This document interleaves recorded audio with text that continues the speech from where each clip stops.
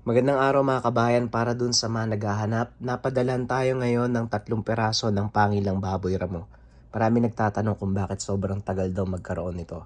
Papaliwanag ko lang ng maigi sa inyong lahat. Hindi pwedeng pumatay ng mga ganong uri ng hayop.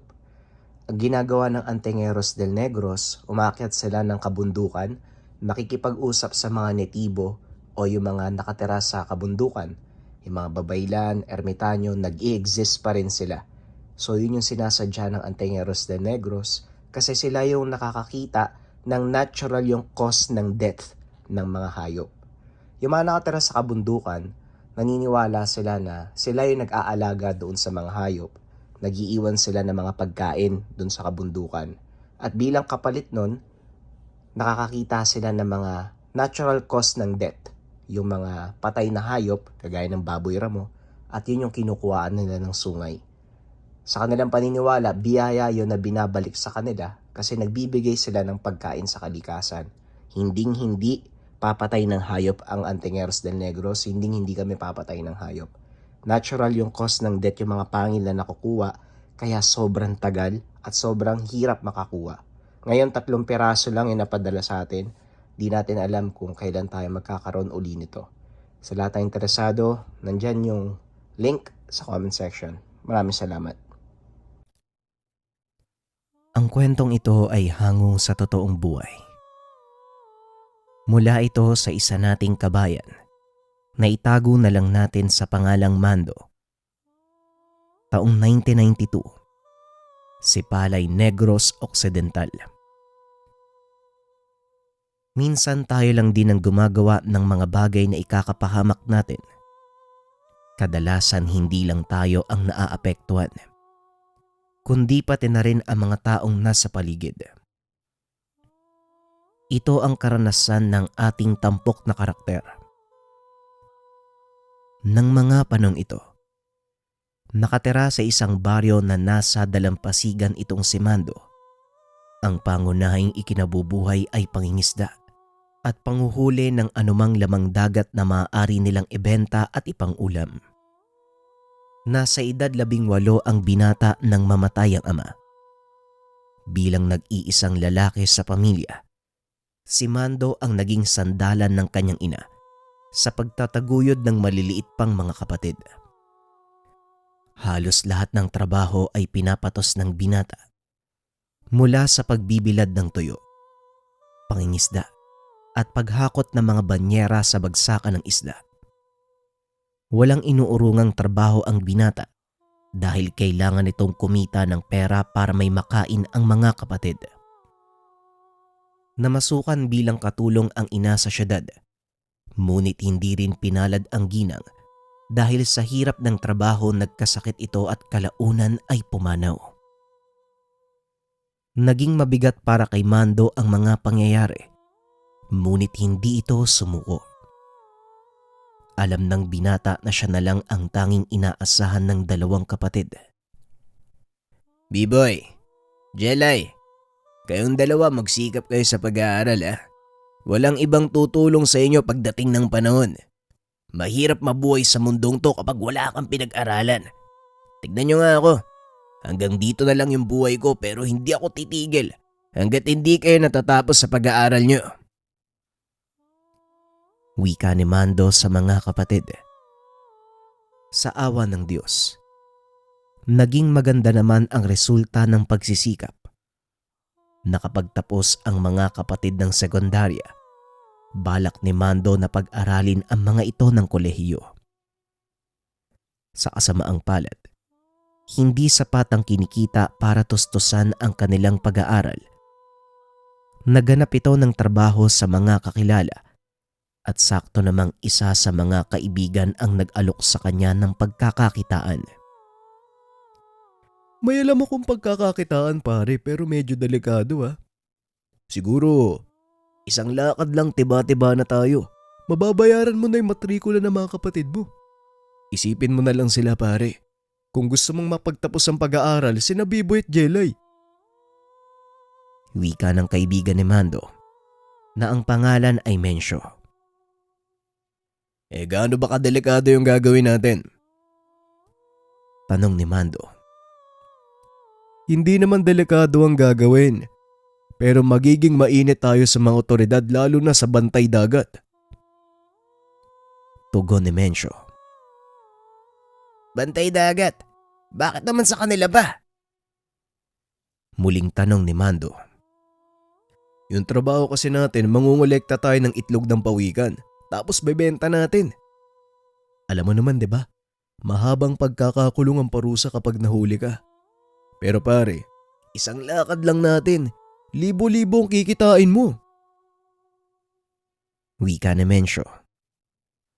Nang mga panong ito laganap ang pangunguha ng itlog ng pawikan para ipagbili sa mga kainang pagmamay-ari ng mga incheck.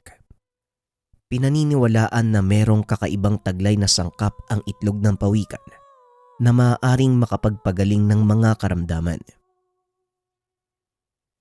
Kung hindi naman tayo mahuhuli, wala naman sigurong problema, di ba? Wika ni Mando. Napangiti si Mencio dahil napapayag nito ang kaibigan. Tama ka, walang magiging problema kung hindi tayo mahuhuli. Mamayang gabi, kung gusto mong sumama, puntahan mo ako sa bahay. Wika ni Mencio. Nagpa siya ang binatang sumama. Sige pare, pero ito ang una at huling pagkakataon na gagawin ko to. Wika ni Mando. O sige, walang problema. Subukan mo lang. Dahil pag nahawakan mo na yung pera, ikaw mismo yung mag-aaya sa akin. Wika ni Mencio. Kinagabihan matapos magapunan ay kaagad nang lumakad ang binata. Pagdating nito sa tahanan ni Mencio, handa na ang kanilang mga dadalhing kagamitan. Isang kahong lalagyan ng yelo, pala at mga kalaykay. O tara, tulungan mo na ako sa mga gamit. Ikakarga natin yan sa bangka.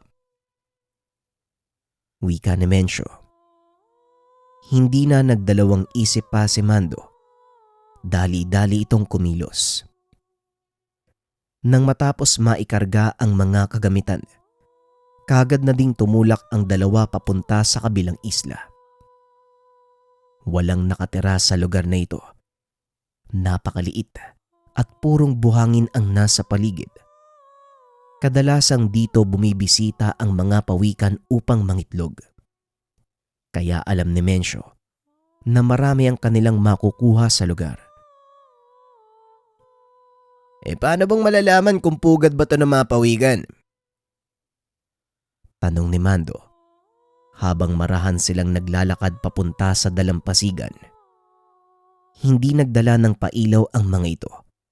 Sa kadahilanang maaari silang makita ng bantay dagat na nag-iikot sa lugar. Madali lang pare. Pero hindi mga lumang itlog ang pakay natin dito. May mga pawikang sasampa sa buhanginan para mangitlog at yun ang aabangan natin. Wika ni Mencio. Nagtayo ito ng maliit na kubo na gawa sa mga dahon ng nyug upang hindi sila makita ng mga papasampang pawikan. Medyo maaga pa ng mga sandaling iyon. Tinatayang nasa 8:00 pa lamang ng gabi. Alam ng dalawa na aktibo pa ang mga bantay dagat sa pagpapatrolya. Nag-antay ang mga ito ng sapat na oras hanggang sa sumapit na ang 12:00 ng hating gabi. Dito na nagsimulang maglakad sa paligid ang magkaibigan. Sa hindi kalayuan, nakita ng mga ito ang isang pawikang nagsisimula ng mangitlog. Dali-daling nilapitan ng dalawa ang nilalang. At saktong nakalapit sila, lumabas na ang unang kumpol ng itlog nito. Kagad namang kinuha ng binata ang lumalabas na itlog. Inilagay ito sa kanilang sisidlan.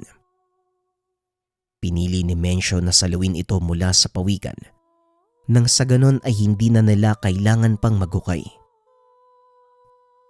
Ilang sandali pa natapos ng mangitlog ang pawikan. Tinatayang nasa maygit 100 itlog ang inilabas nito bago tuluyang bumalik sa tubig. Ayos pare, maygit 10,000 na ang halaga nito. Wika ni Mencio. Malaking pera na yan pare. Halika na, umuwi na tayo. Tugon ni Mando. Hindi pa sapat to pare. Kasi yung order sa akin ng kakilala ko sa bayan, 500 piraso. Wika ni Mencio. Muli pang naganap ang dalawa hanggang sa makakita uli ng pawikan. Sa pagkakataong ito, napakalaki ng nilalang na yun. Kaya alam ni Mencio na marami itong ilalabas na itlog. Dali-dali silang lumapit sa hayop na noon ay nakapwesto na para mangitlog. Ilang sandali pa ay nagsimula na nga ang kanilang hinihintay. Ngunit laking pagtataka ni Mando dahil iisang itlog lang ang inilabas nito. Hindi kagaya ng mga naunang hawakan, matigas ito na parang bato. Matapos ilabas ng pawikan ang itlog, bumalik na ito sa tubig.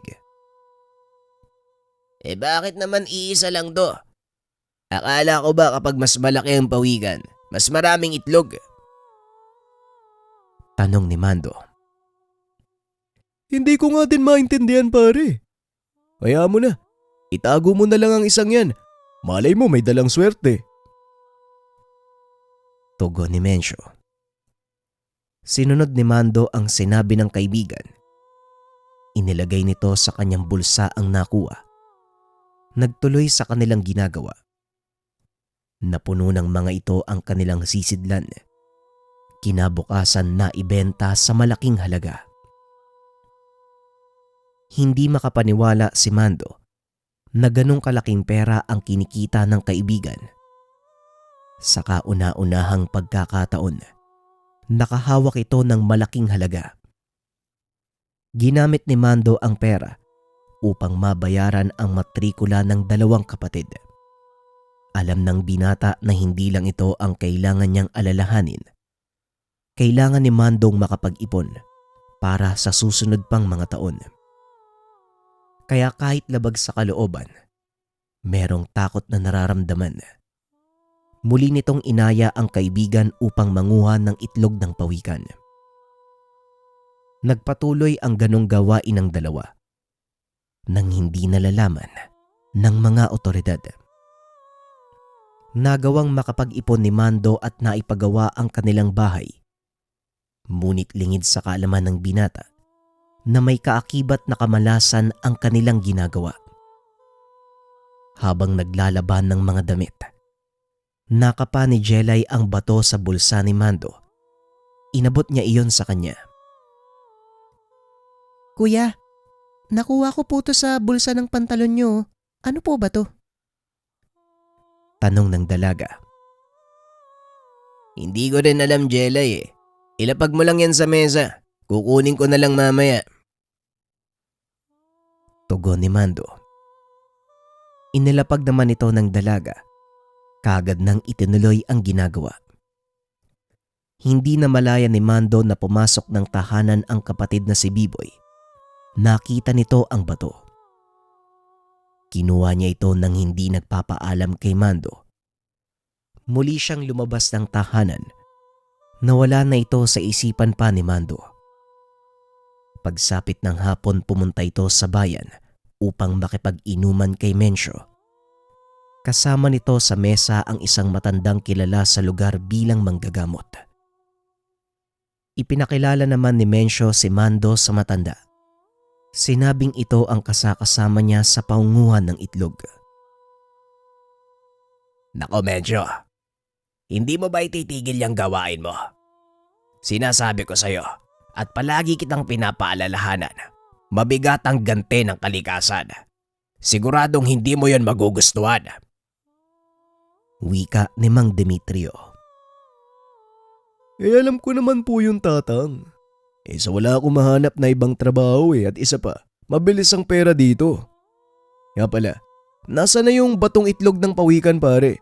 Gusto ko sanang itanong kay Tatang Demetrio yung tungkol dun Wika ni Mencio. Biglang ibinaba ng matanda ang iniinom nang marinig ang sinabi ni Mencio.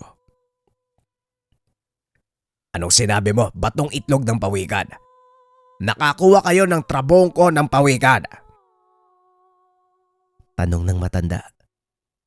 Nagkatingin na naman ang dalawa dahil sa naging reaksyon nito. Siguro nga yun po yung nakuha namin. Kaso wala dito naiwan ko po sa bahay. Wika ni Mando. Napatayo ang matanda. Dali-daling inaya si Mando na punta nito. Hindi mo alam ang ginawa mo. Ikaw ang nakakuha ng trabongko, kaya hindi mo ito dapat hinihiwalay sa katawan mo.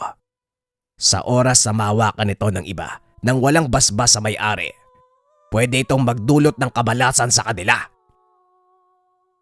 Wika ni Mang Demetrio habang nagmamadaling maglakad. Pagdating sa tahanan nila Mando, kagad namang hinanap ng binata ang dalawang kapatid. Nakita nito si Jelay na nag-aaral sa mesa. Samantalang si Biboy naman, nakaupo sa sulok habang nakatitig sa malayo. Jelay, nasa na yung batong nakita mo sa bulsa ko? Tanong ni Mando sa kapatid. Hindi ko po alam kuya. Akala ko nga po kinuha nyo eh. Tugon ng dalaga. Wala akong kinukuha. Nakalimutan ko nga eh. At saka ano bang nangyari dito kay Biboy? Bakit tulala? Wika ni Mando. Kagad nilapitan ng binata ang binatilyo. Napansing malalim ang mga mata nito. May kung anong binubulong si Biboy. Sinasabi ko na nga ba? Nasa kanya ang trabongko ng pawikan, Mando. Tignan mo ang nangyari sa kapatid mo. Kung hindi ako pumunta, malamang nawala na to sa katinoan. Wika ni Mang Demetrio. Ano ho? Teka, sandali lang naman po. Bakit naman siya mawawala sa katinoan? Muling tanong ni Mando. Hindi niya pagmamay-ari ang trabongko. Kaya unti-unti siya nitong kakainin. Maniwala ka sa hindi na magtatagal pa ang kanyang buhay.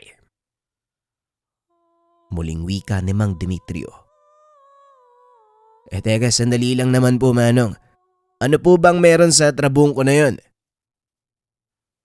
Tanong ni Mando habang ginagamot nito si Biboy. Ipinaliwanag ng matanda ang tungkol sa kakayahan ng trabungko ng pawikan. Ayon kay Mang Demetrio, ang trabungko ay nagbibigay ng swerte sa sinumang nakakuha nito. Ngunit sa oras na mapa sa kamay ng ibang tao, maaari itong magdulot ng kapamakan na kung minsan ay nauuwi pa sa kamatayan. Ang nangyari sa kapatid mo ay isang uri ng sumpa dahil kinuha niya ang trabongko nang hindi nagpapaalam sa totoong nagmamay-ari. Maswerte ka, nandito ako. Maayos na ang kalagayan ng kapatid mo, wala na ang sumpa. Hayaan niyo muna siyang makapagpahinga. Wika ni Mang Demetrio. Laking pasasalamat ni Mando sa matanda dahil naagapan nito ang kapatid. Manong, maraming salamat po sa tulong niyo ha. Hindi ko po alam yung gagawin ko kung hindi pa kayo dumating eh. Wika ni Mando. Walang anuman, pero nasa ng trabongko. Kailangan ingatan mo ito. Huwag hahayaang mapunta sa kamay ng ibang tao kung ayaw mong maulit ang pangyayaring ito. Wika ni Mang Demetrio. Kagad na itong nagpaalam. Ang swerte mo naman pare. Ikaw pa'y nakakuha ng trabongko. Kung alam ko lang, ako na sana'y nagtabi niyan eh. Pero sabi pala ni Tatang Demetrio, may taglay na swerte ang trabongkong yan. At hindi lang yun ha. Poprotektahan ka pa niyan laban sa mga masasamang elemento. Kaso lang, delikado din kung gagamitin mo ito sa pansariling kapakanan. Wika ni Mencio. Kaya nga pare, ang totoo, natatakot din akong gamitin to kasi baka hindi ko alam na mali na pala yung ginagawa ko. Mapahamak pa lahat ng tao sa paligid. Wika ni Mando. Huwag kang mag-alala pare. Kilala kita, mabait ka naman eh. Kaso nga lang minsan may pagkaburara ka sa gamit. Itago mo ng mabuti yan para wala tayong problema. 'Di ba yun lang naman yung sinabi ni Tatang? Wika ni Mencio. Naging maayos naman ang sumunod na mga araw. Tumigil muna ang dalawa sa pag-uukay ng itlog ng pawikan. Napansin ni Mando na tila unti-unting gumagaan ang kanyang pamumuhay. Nagagawa nilang bilhin ang lahat ng pangangailangan na ipapasyal na din ng binata ang mga kapatid na noon ay sa pangarap lang nagagawa. Nawala na sa isipan ni Mando ang tungkol sa trabungko. Ang tanging alam nito, meron siyang naitabing pera na siyang ipinagmamayabang niya sa mga kakilala. Habang tumatagal nag-iiba ang ugali ng binata, nagiging mapangmata ito, nagiging mapangmataas. Halos hindi na rin namamansin sa tuwing dadaan ng bahay ang mga dating kakilala. Isang araw, inaya ito ni Mencio na manguha ng itlog ng pawikan. Pare, may lakad tayo mamaya ah. Sasama ka ba? Tanong ni Mencio. Aba syempre naman pare no. Kailangan natin ng pera eh. Tugon ni Mando. Pagsapit ng dilim ay lumakad na ang dalawa. Ngunit lingid sa kaalaman ng binata, ito na pala ang simula ng unti-unti niyang pagkalugmok. Matyagang nag-antay ng papaahong pawikan ang dalawa. Habang naroon sa maliit na kubo, napag-usapan ng mga ito ang tungkol sa kanilang mga plano. Alam mo Mando, siguro huling lakad ko na to. Bala ko kasing lumuwas ng Maynila para ayusin na yung buhay ko. Medyo nagsasawa na din ako sa buhay dito eh. Buti ka pa no, naging maayos yung pamumuhay mo. Wika ni Mencio. O teka, bakit parang pabigla-bigla naman yata yung desisyon mo? Tanong ni Mando. Yun nga, napagtanto ko mali talaga yung ginagawa natin eh. Tignan mo, hindi mo ba napapansin? Kumukunti na yung dumadaong na pawikan dito. Tugon ni Mencio. Ano naman ngayon pare? Malay mo, nasa ibang lugar sila nangingitlog. Tanong ni Mando. Hindi pare. Dito lang sa lugar na to pumupunta yung pawikan para mangitlog eh. Wala na silang ibang pupuntahan kasi napuno na ng mga tao ang mga dalampasigan. Wika ni Mencio. Kasalanan pala natin kung bakit sila kumukonti. Ganun ba ang gusto mong sabihin sa akin, Mencio? Sino ba ang nagdala sa akin sa ganitong trabaho? Hindi ba ikaw? Tapos ngayon maririnig ko yan sa'yo. Wika ni Mando. Nagdiskusyon ng dalawa. Hanggang sa nagpasya ang mga ito na bumalik na lamang sa kabisera. Pagkarating doon, sinalubong sila ng kapulisan. Lingid sa kaalaman nito, may nakapagsumbong ng kanilang gawain. Nakulong ang magkaibigan. Lahat ng mga ari-arian ni Mando ay nawala. Dahil nalaman ng mga otoridad ang lahat ng yun, nanggaling sa pera, nagpinagbenta nila ng itlog ng pawikan. 1.5 taon ang naging sentensya ng dalawa. Nang makalaya ang mga ito, halos pagsukluban ng langit at lupa ang binata. Nang malamang wala na sa kanilang tahanan ang mga kapatid. Si Jelay ay nag-asawa ng maaga. Samantalang si Biboy naman ay sumama sa kanyang mga barkada. Napariwara ng tuluyan ang buhay. Hindi lang ito ang kamalasang nangyari sa kanya.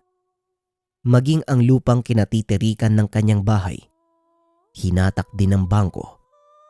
Napag-alaman ng binatang sinanla ito ng kanyang ama noong nabubuhay pa ito upang ipangtustos sa panggagamot.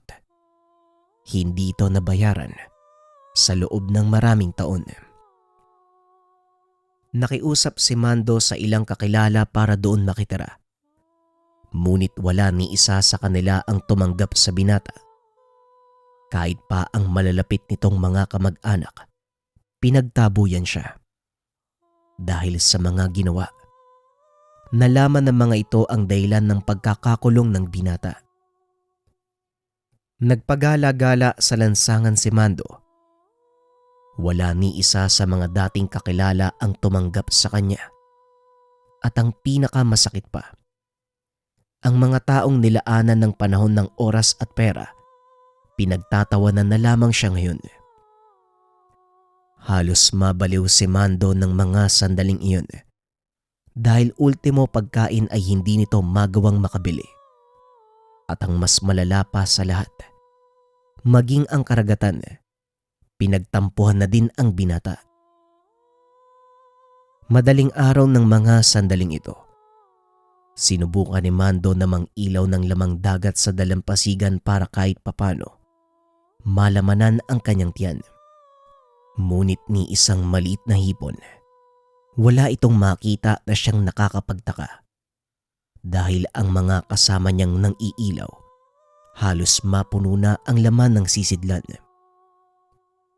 Nakiusap din ang binata sa kaibigan ng kanyang ama na sumama sa pangingisda para kahit papano ay kumita naman siya. Tamang-tama ang dating mo.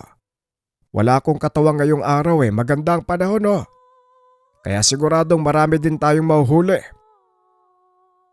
Wika ng matanda na ang pangalan ay Mang Kano. Oo nga po, Manong. Sana nga marami tayong mahuli. Wika ni Mando. Pagdilim ay lumakad na ang mga ito. Ngunit hindi pa man sila nakakalayo. Biglang nagparamdam ang malakas na alon. Dahan-dahan ding lumakas ang hangin. Hanggang sa tuluyan ng hindi makausad ang kanilang bangka. Desagwan ang bangkang iyon. Kaya hindi sila makakapangisda kung malakas ang hangin. Bakit naman ganun? Bakit biglang nagbago ang panahon? Kanina lang napakalinaw ng langit Tapos pantay pa yung karagatan. Bigla-bigla na lang tong lumalakas tong hangin na to. Wala tayong magagawa, Mando. Mukhang hindi tayo makakatuloy sa paglaot. Wika ni Mang Kano. Kagad bumalik ang dalawa sa dalampasigan. Sinubukang antayin ang paghupa ng sama ng panahon. Habang nakaupo sa kubo, nakipag-usap si Mang Mando sa ilang mangingisdang naghahanda sa lugar. Dito napag-alaman ng matanda ang nangyari kay Mando. Napailing na lang ito. Hindi makapaniwala sa sinapit na kamalasan. Bumalik ito sa kubo. Kinausap ang binata. Bakit hindi ka kagad lumapit sa akin, Eho? Kaibigan ko ang tatay mo Handa kong tumulong sa'yo sa abot ng aking makakaya. Hindi na sana umabot sa ganito ang lahat kung naagapan Wika ni Mang Kano. Hindi lang naman to dahil sa pagkakakulong ko, Manong. Malakas ang paniniwala ko. May kinalaman ang trabungkong nakuha ko sa mga nangyayari sa akin ngayon. Wika ni Mando. Trabungko? Ano ba yung sinasabi mo? Tanong ni Mang Kano. Kagad namang inilabas ng binata ang trabungkong nakabalot sa itim na tela. Nanlaki ang mga mata ni Mang Kano. Alam nito na tunay ang trabungkong hawak ng binata. Kahit papano, may kaunting kaalaman siya sa ganitong usapin.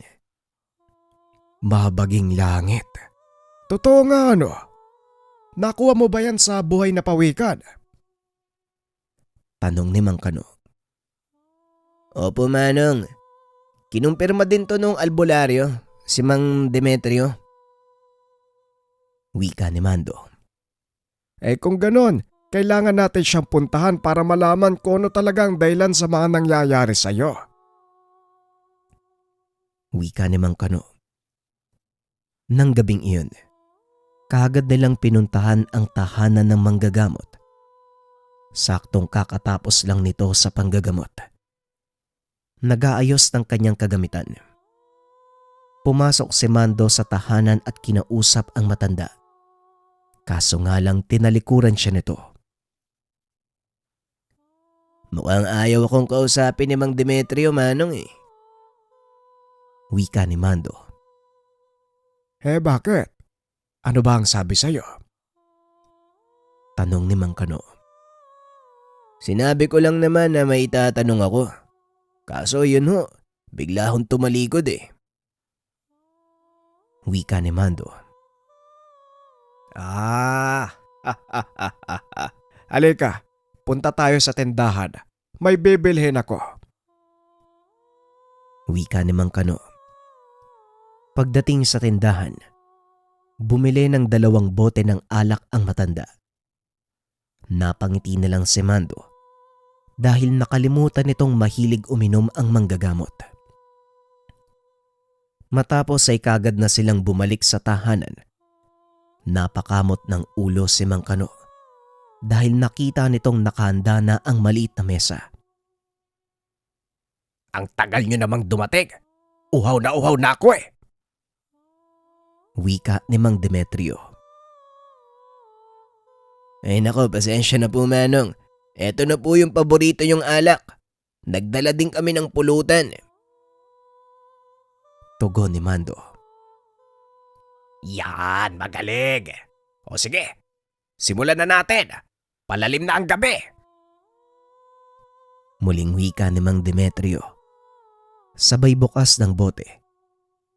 Nakailang ikot na ang baso. Pero hindi pa nagsasalita si Mando tungkol sa pakay nito. Kaya naman si Mang Kanuna ang nag-umpisa. O iho, hindi ba may tatanong ka? Kanina pa nag-aantay si Manong Demetrio. Wika ni Mang Kano. Ay, oo nga po pala, Manong. Meron nga po tungkol po sa trabuhong ko at sa mga nangyayari sa buhay ko. Hindi ko alam kung konektado ba ito o hindi. Tanong ni Mando.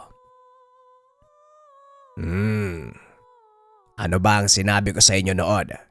Hindi ba ikaw ang may hawak sa kung anong mangyayari sa buhay mo? Ibinigay lang ng trabuhong ko ang nais mong mangyari. Wika ni Mang Demetrio. Pero hindi naman po ganito yung gusto kong mangyari, Manong.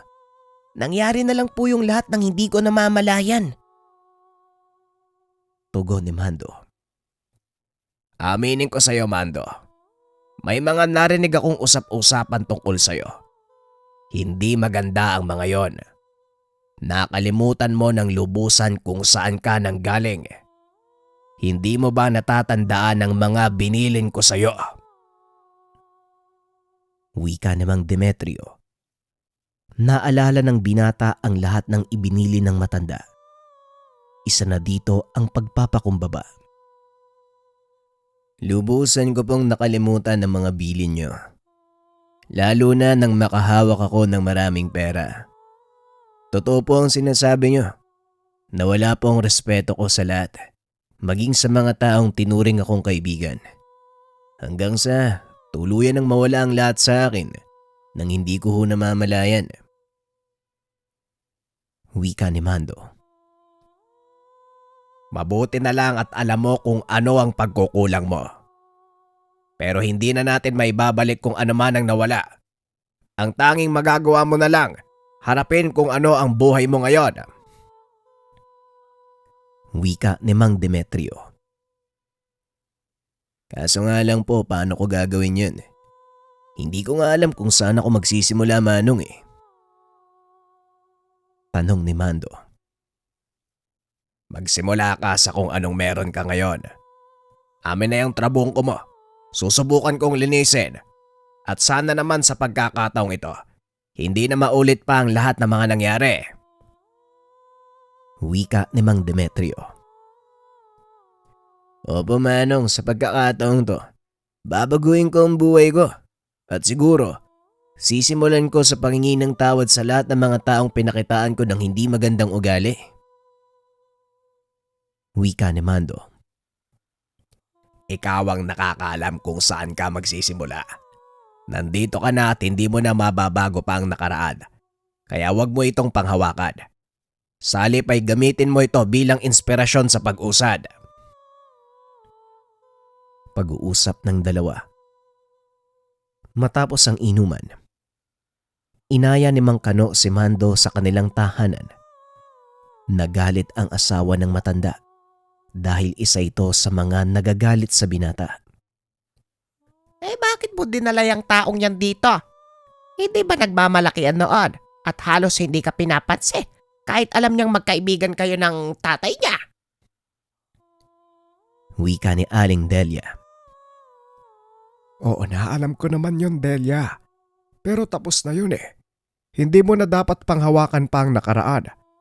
Tignan mo ang kalagayan niya, hindi ka ba naaawa? Isipin mo nung buhay pa ang mga magulang niya, sino bang nilalapitan natin? Tanong ni Mang Kano. Kagad namang umalis si Aling Delia. Ay bahala ka sa buhay mo. Ikaw naman ang pagtatawanan ng mga tao. Wika ni Aling Delia. Bago pa man tuluyang makapasok sa silid ng matanda, kagad na itong pinigilan ni Mando. Aling Delia, sandali lang po. Gusto ko po sanang humingi ng kapatawaran sa lahat ng nasabi at nagawa ko sa inyo noon. Alam kong huli na pero sana mapatawad niyo po ako. Wika ni Mando. Biglang napahinto si Aling Delia at nilingon si Mando. Hindi na kasi ikaw yung batang Mando na masipag, palangiti at palabati. Simula nung magkapera ka, lahat nagbago. Nawala na yung Mandong nakilala ko. Kaya hindi mo rin ako masisisi kung sa mama ang loob ko sa iyo. Wika ni Aling Delia. Biglang napaiyak si Mando at napayakap sa matanda. Naalala nito ang lahat ng mga nangyari noong kabataan. Tinanggap ng dalawang matanda si Mando. Dito na nagsimula ang muling pagbabago ng buhay ng binata. Hinanap nito ang mga kapatid upang magsama-sama. Simula ng araw na yun, unti-unting nagbabalik sa dati ang lahat para kay Mando. Muli itong nakapagtrabaho. Paunti-unti ay nakapagpagawa ng bahay. Muli silang namuhay ng mga kapatid na magkakasama. Tuluyan na ring nawala ang sumpa ng trabungko. Nagamit niya ito sa tamang paraan. Nagpamalas ito ng mga kakaibang katangian, lalo na pagdating sa pangingisda. Hindi nababakante ang lambat ni Mang Kano. Palaging malaki ang bentahan nila ng isda. Sunod-sunod na swerte ang dumating sa mga ito, hanggang sa makabili ng sariling bangka si Mando. O paano ba yan? E di hindi na tayo magiging magkasama sa pangingisda. May sarili ka ng bangka. Masaya ako para sa'yo, Mando ha. Eh sa wakas, nakuha mo na din ang totoong ibig sabihin ng pagpapakumbaba. Wika ni Mang Kano. Inakala ng binata na hanggang doon na lang ang kayang ibigay ng trabungko. Ngunit nang minsan itong magawi sa isla kung saan nakuha ang gamit, inisip nitong gumawa ng paraan para pangalagaan ang mga pawikang nangitlog sa lugar. Matapos mag-arya ng lambat, pinuntahan nito ang isla at matyagang nagbabantay. Sa tuwing may nakikita siyang pawikan, inaantay niya itong matapos mangitlog. Minamarka niya ang lugar. Nagpatuloy ang ganitong gawain ni Mando. Hindi na malayang unti-unti nang dumarami ang mga pawikang nangingitlog sa lugar. Nang minsang nag-arya ito ng lambat, biglang sumama ang panahon at lumaki ang alon. Dahil kargado ang bangka, pinasukan ito ng tubig hanggang sa tuluyang lumubog. Nagpalutang-lutang si Mando sa dagat sa loob ng ilang oras hanggang sa makaramdam ito ng pamumulikat at tuluyang hindi na maigalaw ang mga paa. Hinayaan na lang ng binatang lumubog siya sa tubig. Inisip na marahil ito na ang kanyang katapusan. Ilang minuto ang nakalipas. Nakakita ito ng napakatingkad na liwanag. Umubo ng malakas. Inilabas ng binata ang nalunok na tubig. Nang bumangon ito ay nasa isla siya ng mga pawikan. Nakita ng binata ang mga bakas ng hayop sa kanyang tabi.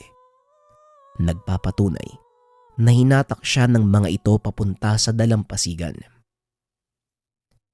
Hindi makapaniwala si Mando sa mga nangyari. Ilang minuto pa napadaan ang bangka ni Mang Kano dahil nakita nitong nakalutang ang banderitas na ginagamit ni Mando bilang tanda. Sinasabi ko na nga ba nandito ka eh? Anong nangyari sa'yo? O teka, nasaan ang bangka mo? Tanong ni Mang Kano. Yan nga po yung problema, Manong. Pinasok po ng tubig yung bangka tapos lumubog. Akala ko nga mamamatay na ako . Pero nagising na lang ako nandito na sa dalampasigan. Hindi ako sigurado, Manong Pero sa tingin ko mga pawikan ang nagligtas sa akin . Wika ni Mando.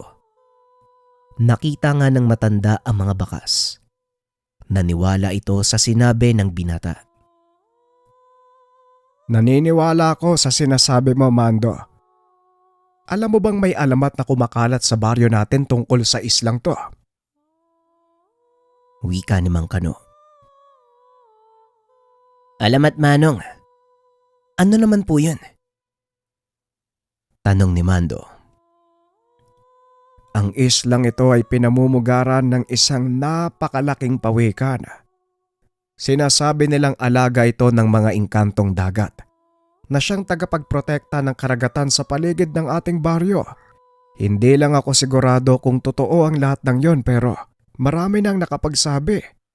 Nakita nila ang higanteng pawikan na palutang-lutang sa karagatan tapos may babaeng nakasakay sa likod nito.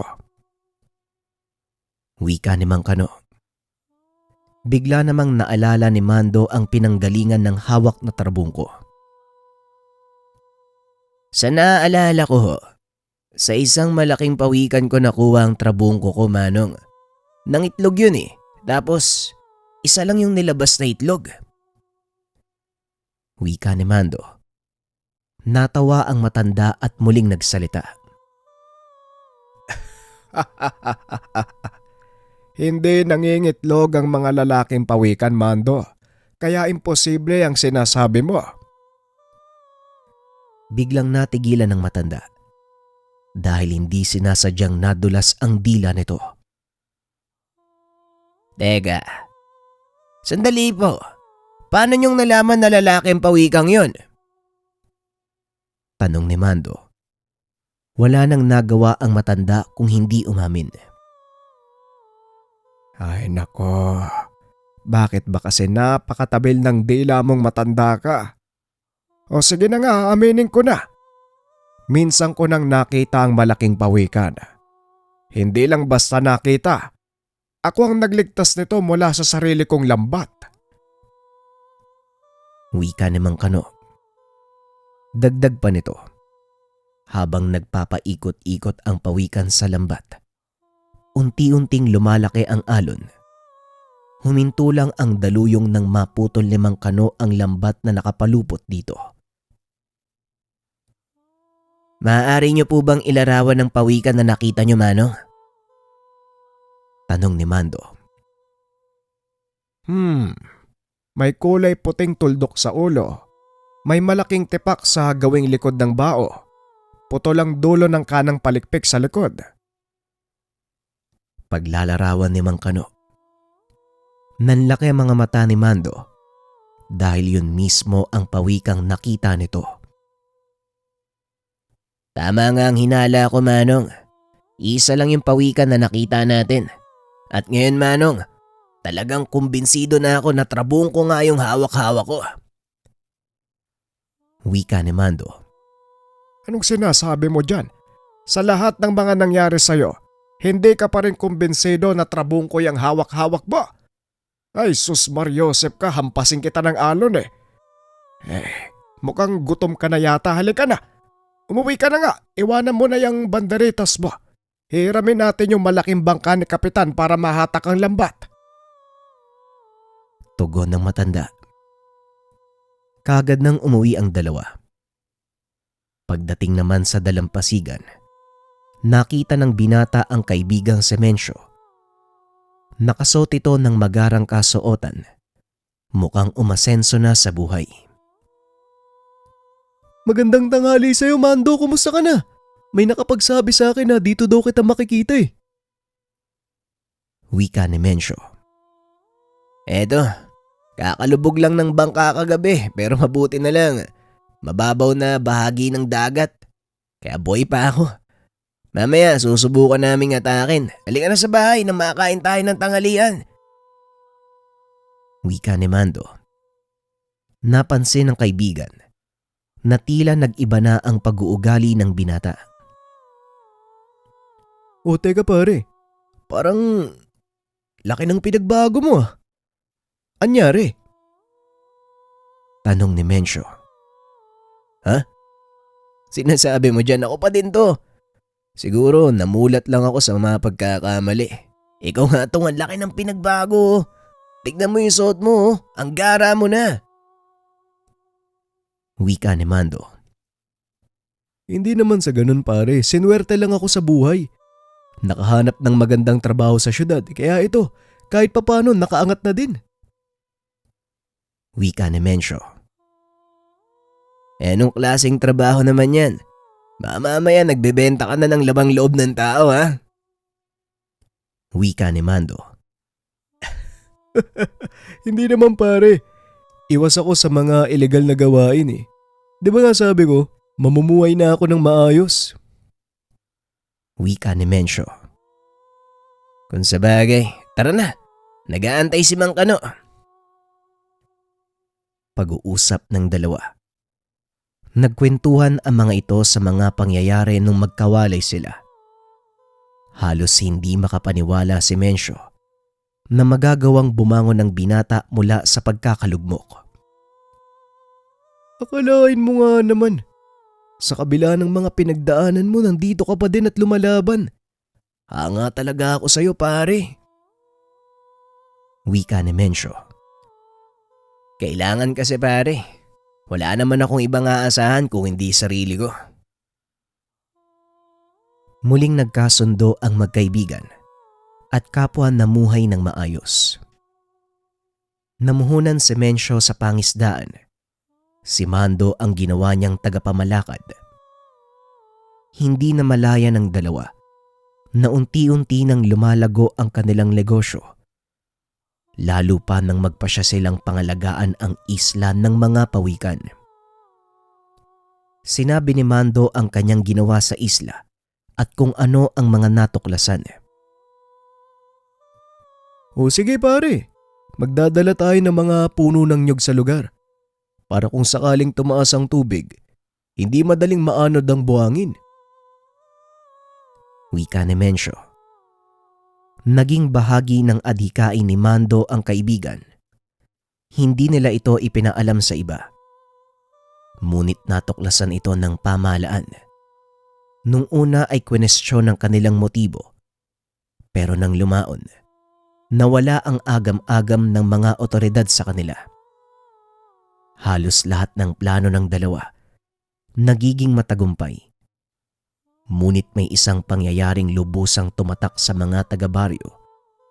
Ito ay nang minsang nagkaroon ng malakas na lindol.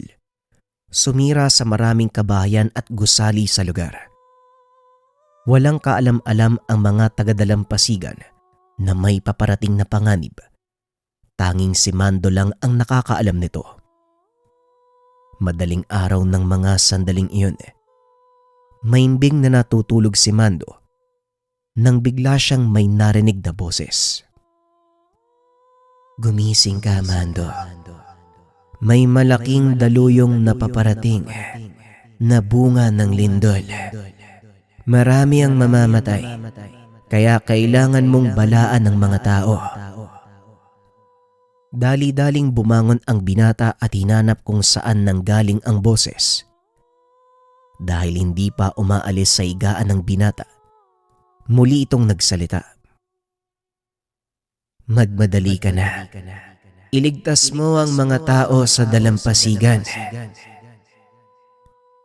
Dito palang kumilos si Mando. Una nitong pinuntahan ang mag-asawang Mang Kano at Aling Delia. Paglabas ng dalawa sa tahanan, napansin nito ang malaking pag-urong ng tubig sa dalampasigan. Dali-daling tumakbo si Mang Kano. Pinatunog ang malaking kampana ng kapilya sa tabing dagat. Samantalang si Aling Delia naman, kinatok ang mga tahanan. Nagawang mailikas ni Mando ang mga tao papunta sa mataas na lugar. Ngunit may ilang naiwan. Wala na siyang nagawa dahil huli na ang lahat. Paparating na ang malaking alon. Humampas ito sa dalampasigan. Inanod ang lahat ng bangka, kubo at bilaran ng tuyo. Walang naisalba ang mga tao kung hindi pera-perasong mga kahoy mula sa kanilang ari-arian. May ilang katao ding nawawala. Ito ang pinagtuunan ng pansin nila Mando, kasama ang mga kawani ng pamahalaan. Ginalugad ng mga ito ang karagatan. Sa kasamaang palad ilang araw na ang kanilang paghahanap, ngunit wala pa ring nangyayari. Desperado na si Mando ng mga sandaling iyon. Sumuko na ang mga kasamahan dahil alam nilang wala ng pag-asang mahanap pa ang mga nawawalang kababaryo. Ngunit hindi nawalan ng pag-asa ang binata. Ipinagpatuloy nito ang kanyang paghahanap. Wala ka nang makikita pa, Mando. Malamang kinain na din sila ng mga pating na pagala-gala sa lugar. Kaya kung ako sa'yo, magpahinga ka na sa paghahanap. Tanggapin na lang natin na wala ng mga taong yon. Wika ni Mang Kano. Hindi ngayon ang oras para sumuko, Manong. Pasensya na pero susuwain ko ang payo nyo. Gusto ko maibalik kahit mga bangkay ng ating kababaryo. Wika ni Mando. Malabo nang mahanap mo pa sila, Mando. Magsasayang ka lang ng oras. Mamaya ikaw na ang madisgrasya. Wika ni Mang Kano. Walang balak na huminto si Mando. Mag-isang sumakay ng bangka ang binata habang marahang sinusuyod ang karagatan. Ilang araw niya din itong ginagawa. Humihinto lang siya sa isla ng mga pawikan upang palamigin ang makina ng bangka at magpahinga sandali at tutuloy na naman sa paghahanap. Hindi alintana ni Mando ang malakas na hangin at malalaking alon. Isa lang ang pakay nito. Ito ay kahit papano, may isa man lang sa kanyang mga kababaryo ang makabalik ng buhay. Habang nakaiga sa ilalim ng puno ng nyug, hindi na malaya ng binata na nakaidlip na ito. Bigla siyang nagising dahil nahulog ang isang tuyong dahon ng nyug. Tumayo ito at muling sumakay ng bangka. Naisip ang hawak na trabungko. Dali-daling dinukot ni Mando ang sisidlan. Inilabas niya ang trabungko. Sinabi sa sarili na kung wala pang mangyayari, tuluyan na siyang susuko sa paghahanap. Kung talagang gusto mo akong tumulong sa iba, ngayon na ang pagkakataon. Pakiusap, tulungan mo ko. Wika ni Mando. Nag-antay ng kasagutan ang binata mula sa kung sino. Ngunit ilang minuto na ang nakalipas. Walang pagpaparamdam. Pinanghinaan ng loob si Mando. Nagpa siya na lamang na bumalik sa dalampasigan. Akmang inikot na nito ang bangka pabalik ng dalampasigan. Bigla namang nagpakita ang dalawang pawikan. Maniwala kayo o hindi, may nakasakay na dalawang tao sa likuran ng mga ito. Dahang-dahang lumapit ang mga ito sa bangka ng binata. Ibinaba ang mga walang malay na tao. Inangat ni Mando ang mga ito pasakay ng bangka. Nag-antay pa ng ilang minuto. Sunod-sunod na dumating ang mga pawikan. At gaya ng mga nauna, lulan ng mga ito ang ilan pang mga kababaryo. Nagpatuloy ito hanggang sa makumpleto ang mga taong nawawala. Hindi na alintana ni Mando ang bigat na dala ng sinasakyang bangka. Mabilis itong umusad papunta sa dalampasigan. Napatingin ang mga tao sa paparating na bangka. Laking gulat ng mga ito dahil ang sakay ng bangkang iyon ay ang kanilang mga nawawalang kaanak. Hindi magkamayaw sa pagpapasalamat ang mga kababaryo kay Mando. Ito din ang naging dahilan kung bakit kinilala ang binata bilang isa sa mga bayani ng lindol. Matapos ang kaganapang iyon, sunod-sunod na pagpapamalas ng hiwaga ang nangyari. Mabilis na nakabangon ang baryo nila Mando sa pagkakalugmok. At sa tulong ng mga kaibigan, isa-isang naipundar ang mga bangkang pagmamay-ari ng mga mangingisda. Kung alam ko lang sana, dati ko pa to dapat ginawa eh. Hindi na sana nagkaleche-leche yung buhay natin. Wika ni Mando habang pinagmamasdan ang tuwang-tuwang mga kababaryo. Ako din pare. Hindi sana nasayang yung panahon natin sa mga walang kwentang bagay. Wika ni Mencio. Alam nyo kung paminsan, kailangan nating madapa sa putikan para matutunan nating bumangon at umahon. Kaya hindi na masama ang naging karanasan yung dalawa. Pagpasalamatan nyo dahil naging kasangkapan kayo ng Panginoon para makatulong sa ibang tao. Wika ni Mang Kano. Matapos ang pamamahagi ng mga bangka, naisip naman ng dalawang dumalaw sa isla ng mga pawikan upang mag-alay ng pasasalamat sa mga ito. Hindi lubos akalain ni Mando na didinggin ng mga nilalang ng karagatan ang paghingi niya ng tulong. Pagdating sa isla, napakapayapa at sariwang hangin ang sumalubong sa dalawa. Malaki na din ang puno ng nyog na tinanim ng mga ito, kaya lalo pang gumanda ang kapaligiran. Tignan mo tayong dalawa pare oh. Dati nag-uukay pa tayo dito para kumuha ng mga itlog. Ngayon naman nag-uukay tayo para magpakawala ng bagong pisang pawikan sa dagat. Wika ni Mencio habang isa-isang dinadampot ang maliliit na pawikan na gumagapang papunta sa tubig. Oo nga pare, natatawa na nga lang ako kapag naaalala ko yung mga kalokohan natin noon. Grabe, talagang ginawa natin yun ano?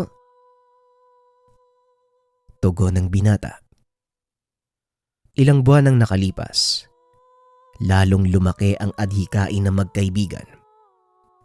Ginawaran pa ito ng DENR ng kaukulang titulo bilang bantay ng isla.